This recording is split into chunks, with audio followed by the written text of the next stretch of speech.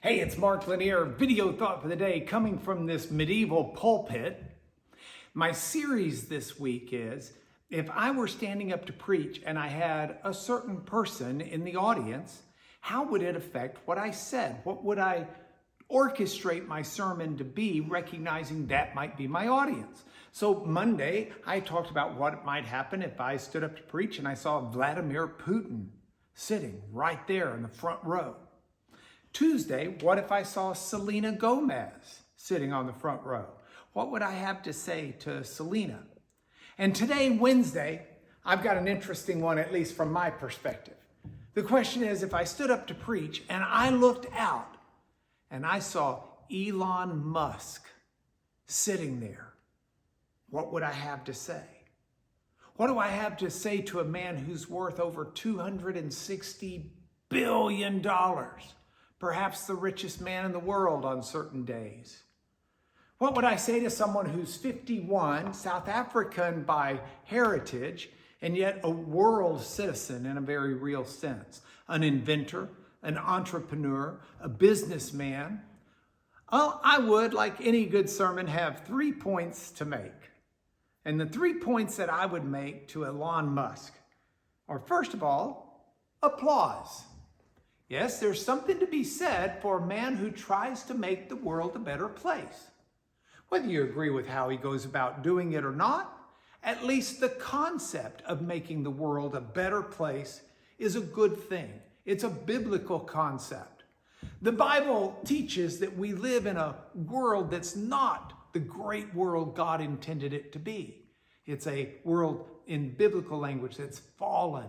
It doesn't reach the heights of grandeur for which it was made. And God has not just given humanity the responsibility for trying to make the world a better place, but has given the tools. Those tools are principally industry and hard work and creative thinking and the laws of this world, science, physics, nature. Those are tools that God put in place for us to learn, to investigate, to research, to make the world a better place for its citizens. And so anybody who's doing that, whether they know God or not, they're actually doing the work of God. And I applaud them. Point number one. Point number two for Elon Musk would be one that I think applies to all of us. But I would urge him to examine his priorities. Because he lives in a world where it's real easy to get caught up in the business. It's real easy to get caught up in the fame. It's real easy to get caught up in pursuing the dollars. And one of the hardest things to do is to keep perspective of proper priorities. These priorities include, first and foremost, your faith and your family. And Jesus taught that wherever you invest your treasure, that's where you're going to find your heart. And the more we invest our treasure in God, and by treasure, it doesn't mean just money. Treasure is your energy, your thoughts, your emotions, your time. The more you spend your time and your energy investing in God and investing in your family, the more you'll find your heart there. And that's where your heart really belongs if you want meaning and purpose in life. So point number one would be applauding for making the world a better place. But point number two would be a challenge of examining his priorities and focusing on those. And then point number three, I would conclude with a warning. And the warning is one that's good for him and it's good for all of us. And that is, as Paul wrote to Timothy, his protege, the love of money is the root of all kinds of evil.